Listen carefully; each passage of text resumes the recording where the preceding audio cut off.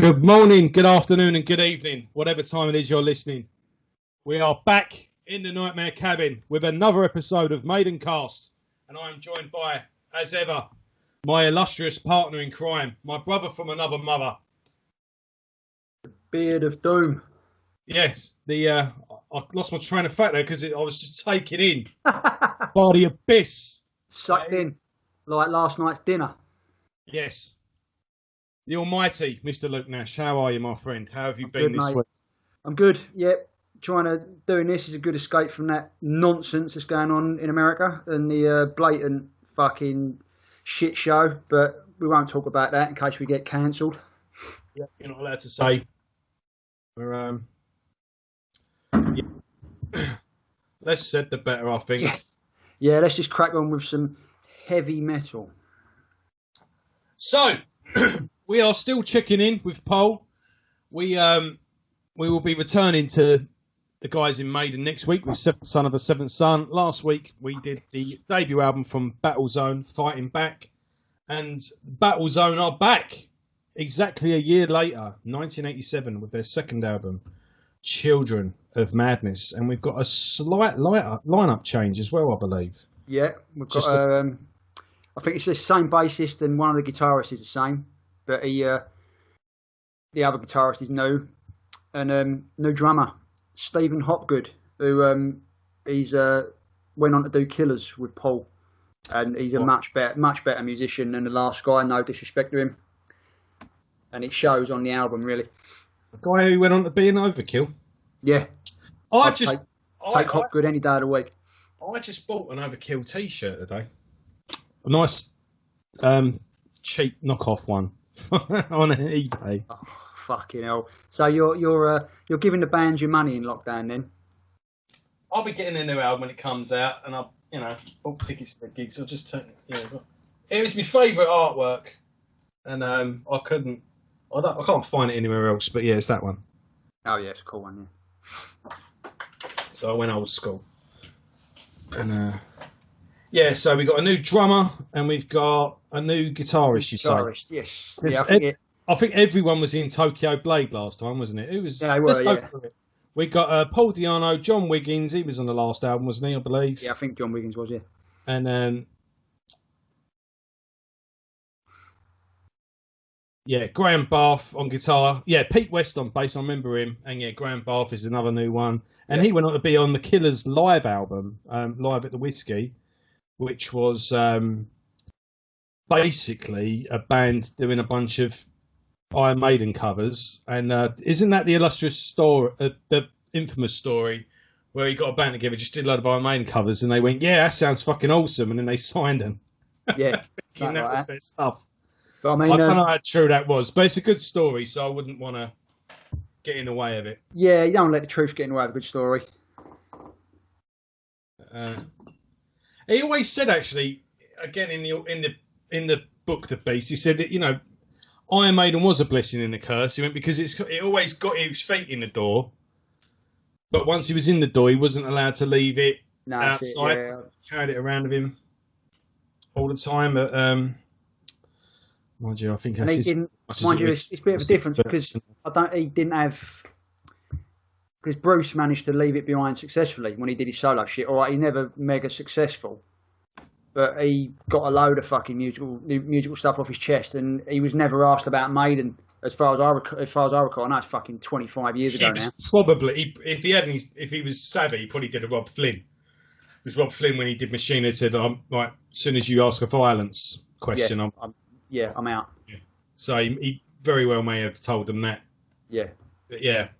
And Blaze has successfully shook it off as well, I think. Yeah. Done a fucking million albums. Yeah, exactly. And he, And when he did that gig at Burfest and in the festivals, the Maiden set, it was an event. Not like Dianno, where it's like, right, Dianno's here, we're going to get Murders in the Room all again. Yeah. That was a particular... I know Blaze dropped in the odd Maiden song into his set, didn't he, when he played stuff off his albums. But it was minimal. It was, yeah. And, he never really relied on it. And, he's done the odds. Obviously, he reformed Wolfsbane as well. He did do the odds Wolfsbane song as well. But obviously reforming Wolfsbane, and then he's just done he literally does a separate thing. Right, do you want a Maiden set, my set? Yeah. And pretty cool. He's been doing a couple as well. He's done Silicon Asylum full. And I think the plan was to do 10th Dimension because he's just reissued that. You can buy that now in a vinyl, all singing, all dancing edition that's signed and all the rest of it. Yeah. Cool. Good stuff. Anyway, back to the subject at hand. 1985's Children of Madness. Is there anything else you want to add? 87, get it right. What did I say? You said 85. We've gone back in time. Dickhead. I did say 7 at first. Yeah, you got it right first time, man. You fucked it up second time, man. No, only thing I've got to add is it was once again recording in that hotbed of musical talent, Dagenham. Right. How Dagenham never got on the map from these two albums, I don't know. But funny enough, someone did comment on if he's watching. I have to quickly look. He's not ever so sorry. I forgot his name. Lance. I remember he was from the band Tilt, and he's in a new band. Right, yes. Obviously, I shared this about, and I think it was a New Wave of British Heavy Metal page, but yes, Lance Barrington. Hello, Lance, if you're watching. Thanks for your comment. And yeah, he was in Tilt at the time, who's also their album recorded in that same cool. studio in Dagenham, and they actually toured a Battlezone back in the day. And I've had a look on his page, and there's a poster of them playing the Marquee. They're playing it one night, and Angel Witch are playing it the next night. Fucking hell. I think they did a gig with Satan as well. And himself, or is this a really cool band name? Because that'd be awesome if it was Satan. Satan himself, yeah. Yes, fucking. And have you ever heard Satan, by the way? I take it you haven't. No. If you like Angel Witch, you're on the. Oh right, okay. You're on the right path. Basically. Yeah. But he's in a pretty cool band actually. I saw called Valpurgis Night, Signs of the Soul and Virtue, and it's kind of like a doomy, Sabbathy, heavy metal-y sort of thing going on. But it looks like a sort of typical British sort of doom metal. I think there's a bit of thrash in there as well. So I'm going to check that album out at some point. And he has agreed to come on the show to have a chat with us about the good old days. So I'll jog my memory actually. I'll have to get into that. But yeah, if there's any other more tidbits or facts or something. No, I think we've gone through. It's not unlike Maiden. There's not a lot of stuff to get into, is there? Behind the scenes, unfortunately, with Paul stuff. So just crack on. Yeah, all I do know is that they were touring pretty heavily. So yeah, I think this one it kind of ran till the wheels fell off. Yeah. Well, it ran till it moved into Killers because obviously Hopgood stayed with him for Killers, and then also they got back together, didn't they? They did another. Yeah, that third album, the lineup on that's a bit of a mishmash of Killers, and there's a solo album coming up as well called Nomad, which was reissued under the name The Living Dead, and they slightly messed with the track listing as well. But the guitarist of that, I think it's one of the guitarists from Battle. We'll cross the bridge when we come to it. But yeah, it's one of the guys from Nomad, and I think one of the guys from Battlezone. Yeah, it's a bit of a mishmash of all of them together. So, but yeah, going forward, it's very 90s, very groovy, very crunchy, a lot heavier, and this is the sort of last thing we get really, apart from it's a lot better as well with the quality of musicians. It got got better, and the songwriting got better as well. But I think this is where it all started for Paul. For me, he's kicked on into better things. I'm not trying to piss anyone off who likes these albums, but this album really is for me. It's sort of ground zero for what was to come. It's another mixed bag for me, to be honest. Oh yeah, I definitely. Just like the first one was. Yeah, but where it's a mixed bag one way, it's kind of a mixed bag going the other way. There's stuff in here that definitely points towards what's going to happen in a few years' time. Yeah, true. Right, let's get into it then, I suppose. The first track is I am not prepared tonight. Whip it up. So, kicks off pretty much where the last album left off, really. A good little opener. I do like the old punch. It's a bit of it's a tone setter, isn't it? It is, yeah. It's scoring sort of vocals as well from Paul. He's on good form. And it's just another It's just a good hit the ground running kind of song, isn't it? Yeah, I mean it's much improved production, musicality, and vocally as well from this. Like say from the last album, it's almost like it's another level. I think a lot of it comes down to the fact that they've got a great drummer, and I've said it to you several times. What getting a better drummer into your band will do is unreal. I mean, prime example is Testament. You look at their early stuff. No disrespect to Louis Clemente, he could play the drums, he could keep time, but he never pushed the musicians. But when they sort of reformed and did their heavier stuff, and they went through this incredible procession of drummers, starting with John Tempesta. Going through it's all like a shopping list of classic drummers. But it's an absolute fucking murderer's row of awesome drummers. And the music Testament put out went to another level because they got the drummer who could fucking do it. And I think it's much of this. I'm not Stephen Hopgood. I'm not putting him up there with Hoglan or whatever. But he's a good drummer, and he makes the musicians go a bit more. Because he's got the chops to be able to say, look, no, let's fucking do this, and I'll do this, and it brings out another level in it, and it's definitely a step up straight away for me. Yeah, I agree. It's there's one thing I think you say as well is a lot of drummers they do so say you got to know when to hold back. So yeah, but there's also a time to fucking let loose as well. Oh yeah, there is. Yeah, and that's the mark of a great drummer who knows when to let the riff breathe and then when to go. No, fucking, this is my time. Yeah. But Rip It Up, to me, it's just a good little album opener. It's sort of, it's got a couple of little odd time signatures. It kind of starts and stops again, but then kicks off into this really good chorus. Paul's, he's soaring up and down all over the mic.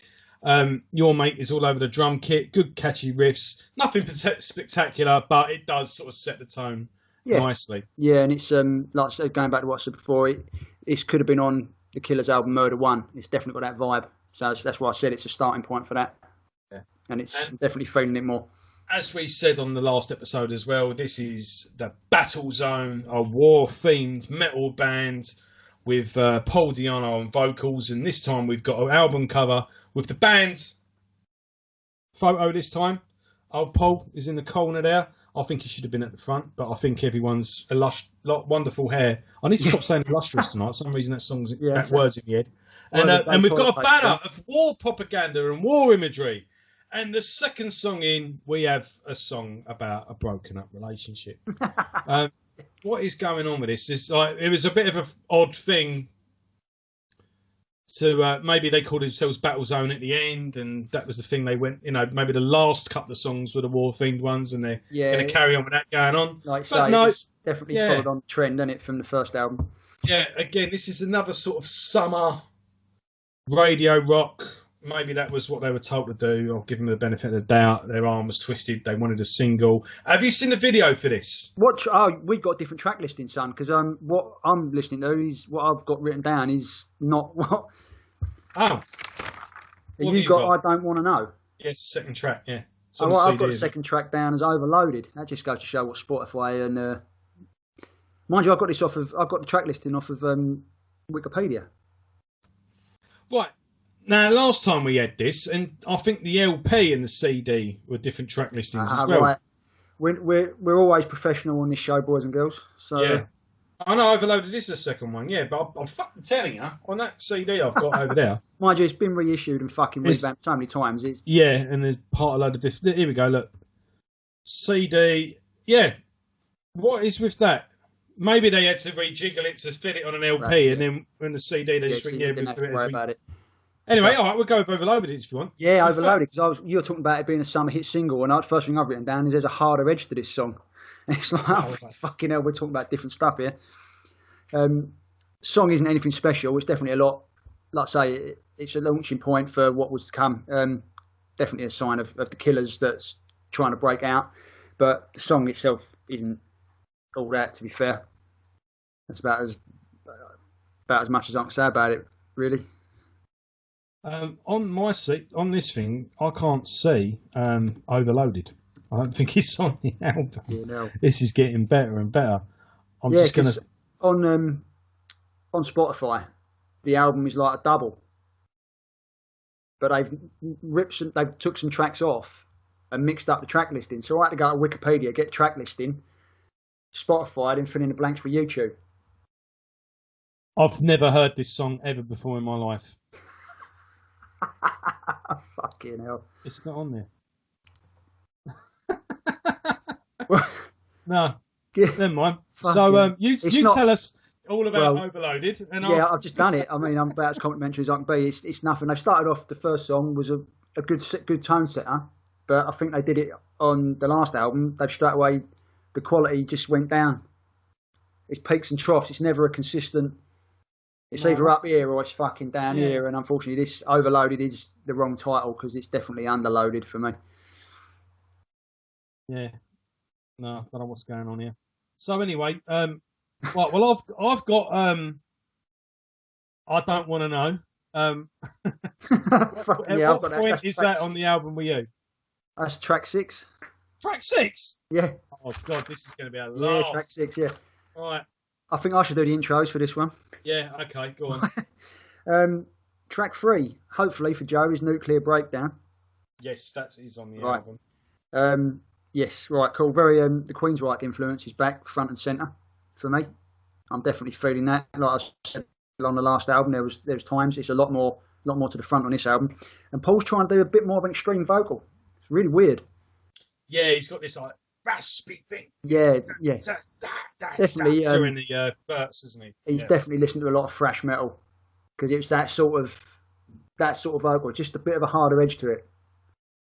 I would have said it was a little bit like, is it Udo Dirk Schneider, whatever his name is, from Accept? Yeah, I can see that. Yeah. And we are back, and we did have a technical glitch. Oh, yes. You're not going to know anything about it because we're going to edit them together. And anyway, so lockdown internet, ladies and gentlemen. Oh yes. So we was talking about Nuclear Breakdown, which I think we just had. Yeah, which we just had, and a bit of an Accept style song. Some nice melodic guitars along quite nicely, but it's don't say much, does it? You know, it sounds nice. Yeah, what do you think? Well, unfortunately, that pattern rolls into track 4, Torch of Hate. I mean, the best thing about it's the title. It's filler. Yeah. And quite funny that Spotify named it Touch of Hate.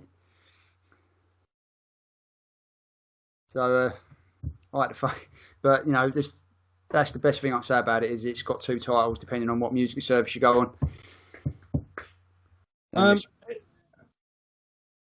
just trying to remember the one. It starts with the. Yeah, it's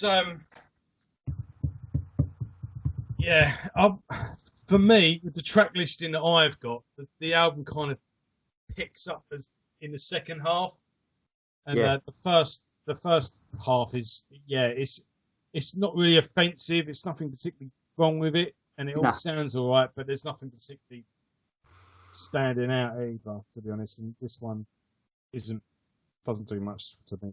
No, it doesn't. It doesn't say a whole lot at all. Cool little breakdown in the middle. Da-da. Yes. Yeah, that's not too sad. Solo over the top, even we haven't got on a million other records. So, moving on. What's the next? Children of Madness should be the title track. That comes fucking way later. Yeah, but anyway. I'll go with it though. Yeah, I mean, because obviously that's the official enter to side A, isn't it? I think so. And this side is going to be a bit of a mess, really. To me, I mean, this is actually a really good song. I think I do really like. Yeah, this. I dig it. I dug it. Yeah, it was. It's 1, 2, 3, 4, 5. Track 6 for me, right? And do you know what it does? This is where the album kicks in. Actually, I think this is a really good track. I think it's got a great chorus. I don't know during the Into the Night or whatever it is that keyboards underneath that? Is it?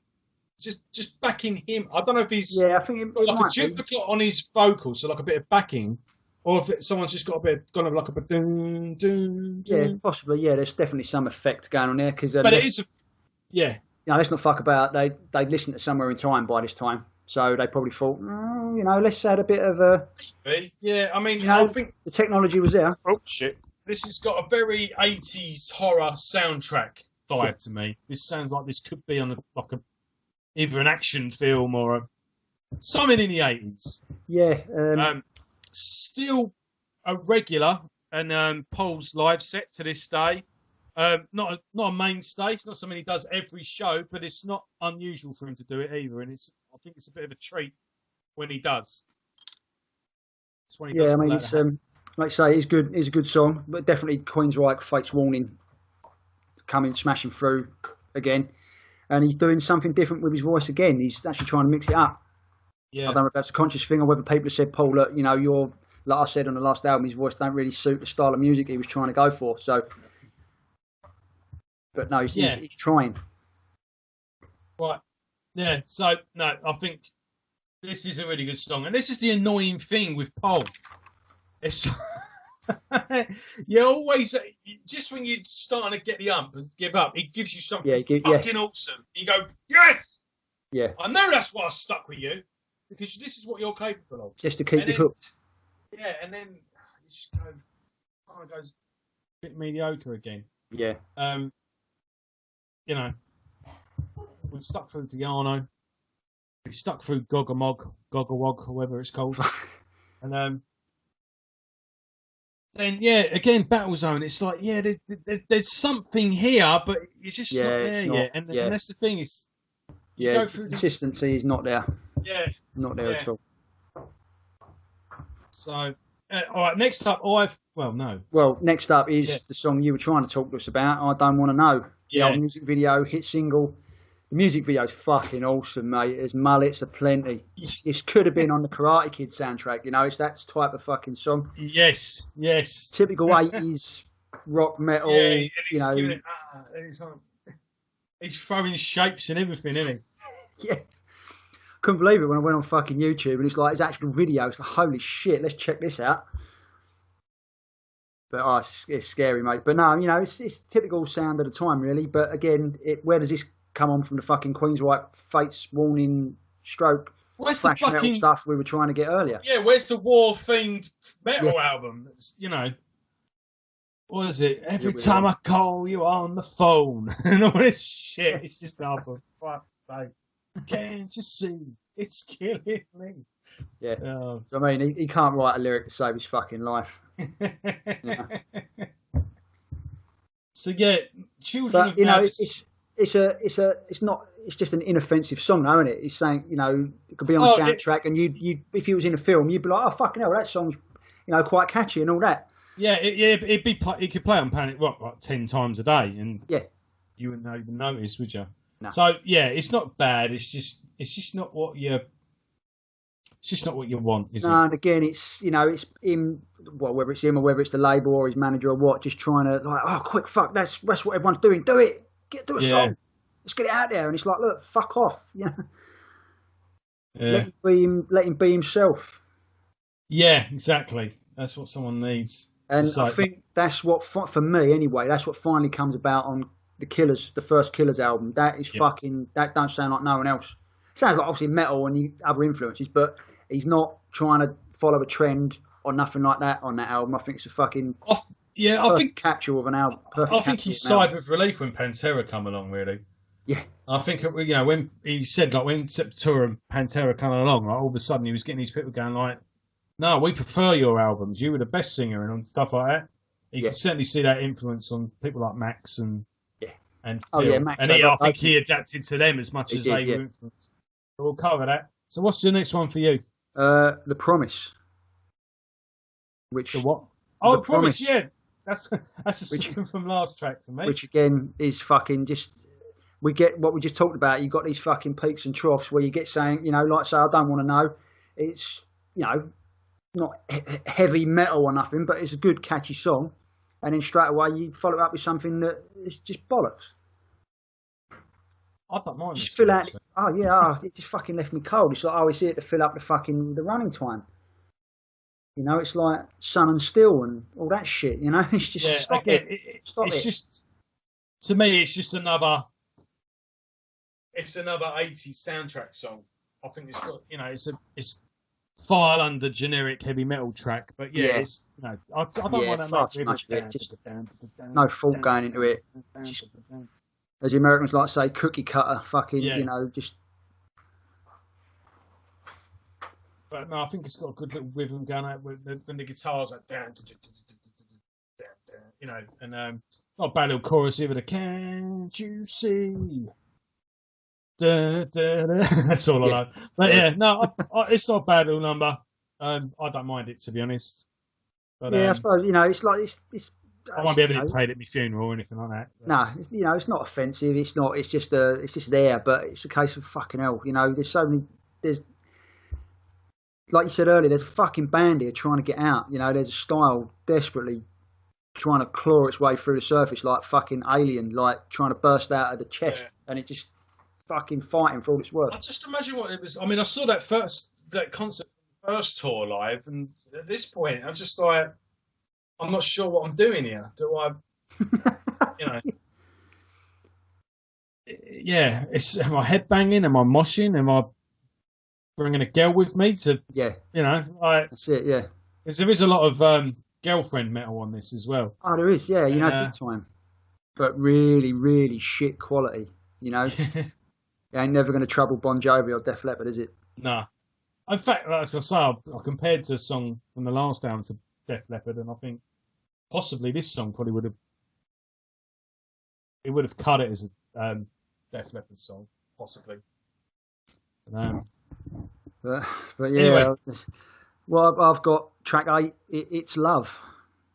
That's the closing track for me. Fucking hell! How the fuck? Because it's the worst song ever. No, it's not actually.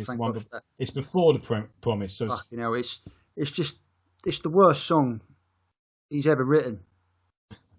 The vocals are fucking terrible. And no, this is the Def Leppard song. Yeah, I remember now. Yeah, this is just happy. It's a fucking. Oh, it ain't. It made me want to kill myself. It's just horrible. The fucking vocal line. Oh, it was like nails on a chalkboard. And I know it's only 3 minutes 46 seconds long, but it's about an hour too long. It just feels like a fucking Iron Butterfly song. It just goes on and on and on. And you listen to the same song? I've got we are. Yeah, I fucking hated it with passion. I almost skipped it. Almost. Fucking hell, I couldn't do it, which is really fucking annoying because the next song is fucking great. But again, goes back to what we were saying. Yeah. I thought you liked this album at the beginning, to be honest with you, Luke, but you've done nothing but slack it off. No, I did. It's when it gets it right, it gets it right. Yeah. But it goes even further down the pan, filler-wise. It'll come up. Yeah. And it's annoying because the good songs on the album are good. They're good fucking songs, but it makes you think, no, why? You had it cracked and you've just let yourself be drawn off. It's like a kid with a fucking shiny thing. It's like, oh, what's that? And stop it. You're a fucking grown man. So, next up. Track 9, I've got Metal Tears. Yes. What a song. Probably the best Battlezone song ever.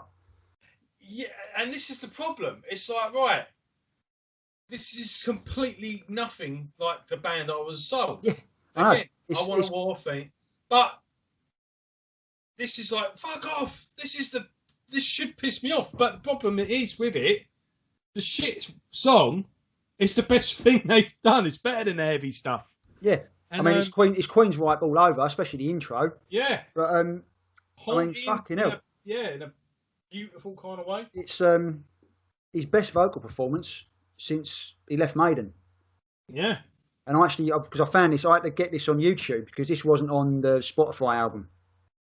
And I was reading through the comments, and people were fucking saying he sounds like Jeff Tate. They were saying it. Fucking hell, I thought this was Queensryche. I mean, and that's fucking high praise because Jeff Tate.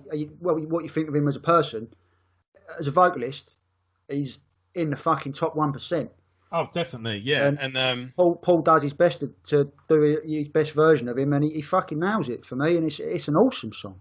yeah, just before that that intro as well with a really nice clean guitar and that vocal melody. In the night, you came to me, and that reminds me actually of early Marillion.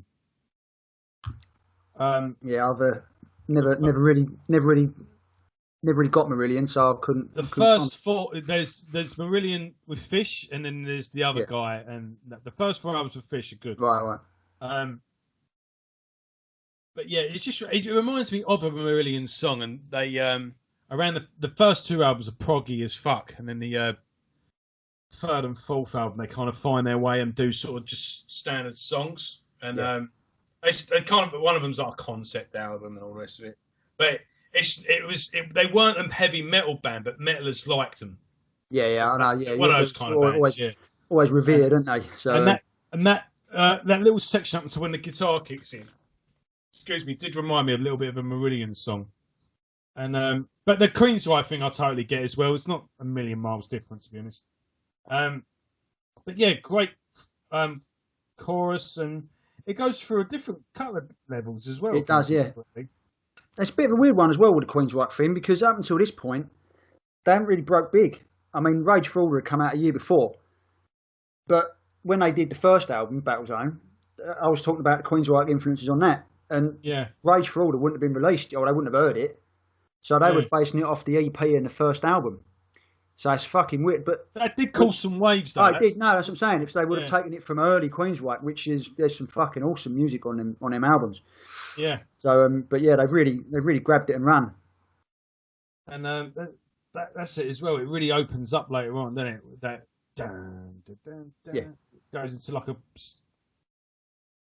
trying to think. I can't remember now, but I know things do really. Yeah, you got the keyboards of that.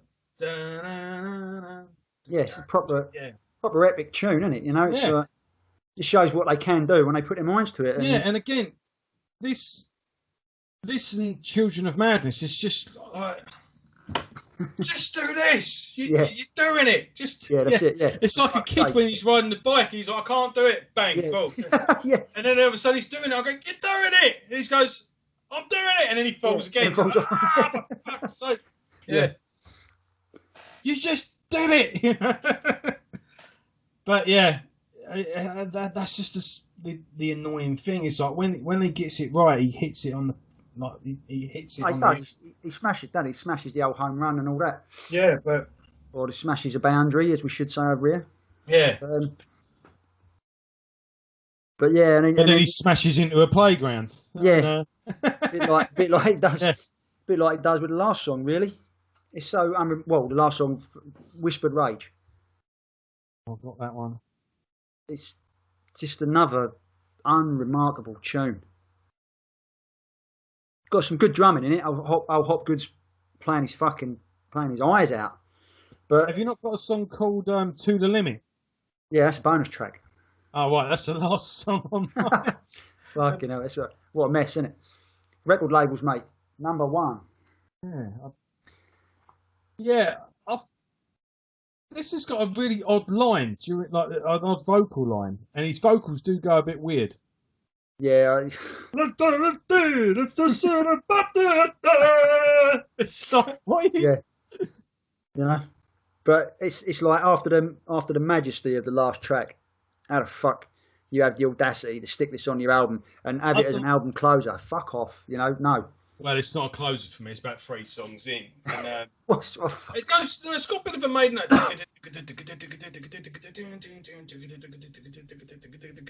You know, it's got kind of got like a thrashy Maiden-y kind of thing going when it kicks in.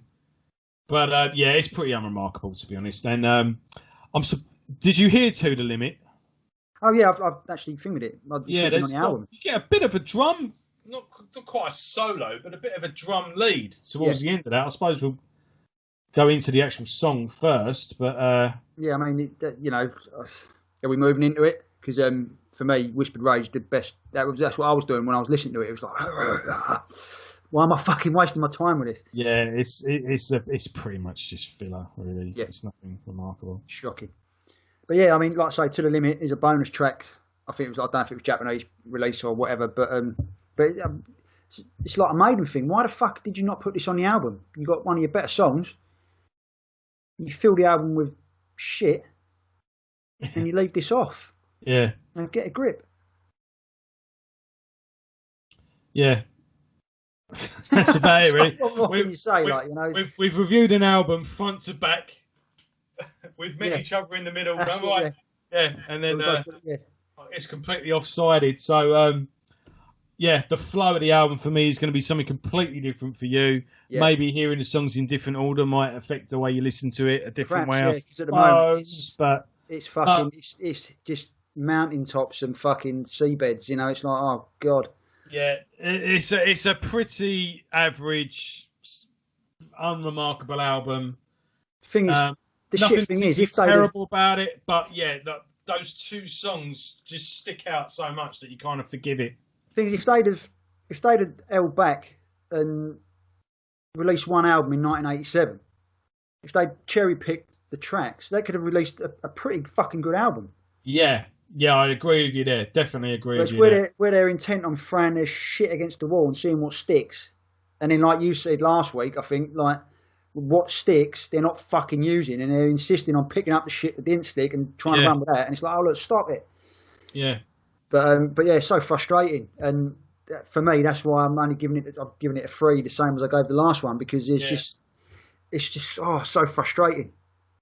Yeah, I think let's have a bit of fun then, because we've flown through this episode. I've not even I've not even finished with beer. What would we do then?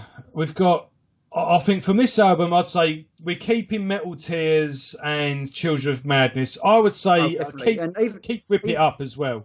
And even I Don't Want to Know, it's a catchy song, you know. I know it's not in keeping with the style, but it's a. But what is the style? Song. The style that they're selling to us is the fucking least. Yeah. It's more of a fucking. They've got more love songs than they have. Yeah, but Metal Tears. I Don't Want to Know. To the Limit, possibly. Rip It Up. I would have. And Children of Madness. But and we've got probably half of it.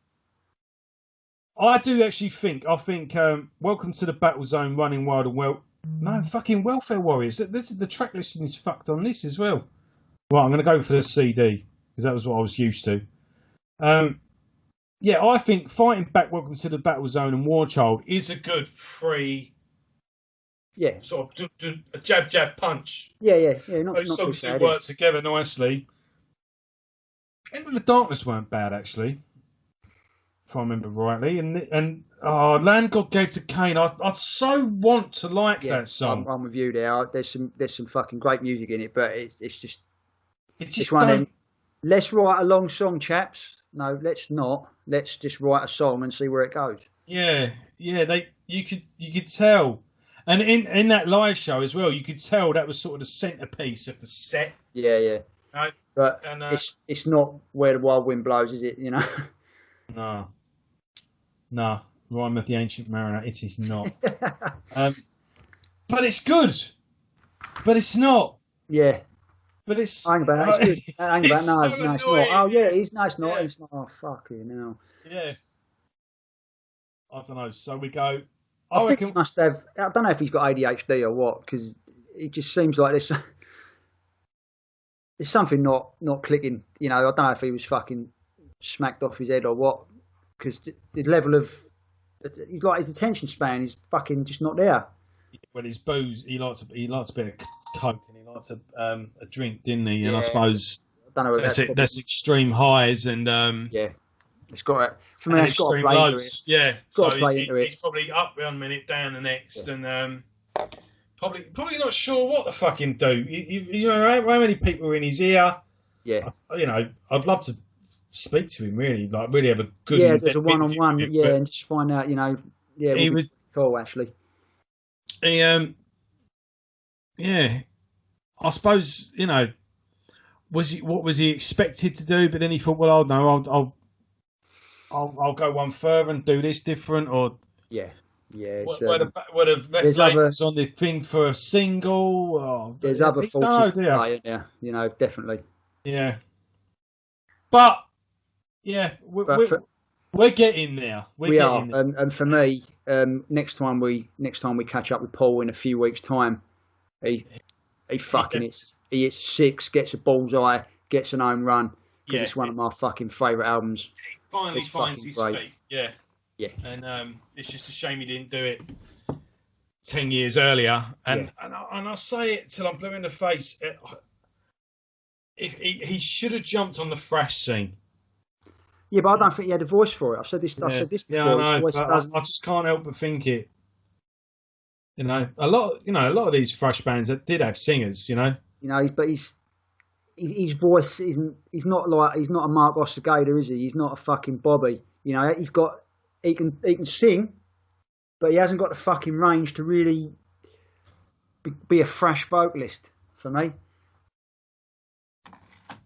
Because they tried a bit of thrash on the last album and it didn't fucking work. Yeah, and I don't know. You know, they should have done a Queensryche Fates Warning. They should have stuck with that because his voice suits that. Yeah, and he did kind of try that with Dianno, really, in a weird way, yeah. Yeah, it was just, I don't know. I could kind of tell what he was going for with Dianno, but it just didn't have any bollocks, did it? It just didn't have any edge. No, it didn't have. Fuck off. And yeah, I could see what you mean. You know, a bit of Fates Warning. I mean, the early Fates Warning as well. Like the first 3 albums. I mean, the first Fates Warning album was pretty much an Iron Maiden rip-off. Yeah. They find their feet on the second album, and then they went like, proggy as hell on the third. Yeah. Not in a Queen's. No, yeah, I know you mean. Proggy stuff came later, but they did have some odd time signatures, and that singer, he kind of had the original singer. He could hit higher notes, but he kind of still had a rough edge to him. And then is it Ray Adler who's in them now? There's more. He's kind of like their Bruce, but yeah, I know what you mean. Yeah, it's just a mystery. Paul. Yeah, but that's why we love it. That's why we love him. And yeah, I mean, yeah, he's a big influence on me. I mean, I've always had a soft spot for him. And I've always followed him. He's a big influence on anyone because anyone who loved Maiden couldn't fucking. He was there. Without him, there ain't no Maiden. Yeah, you know. Yeah, that's true.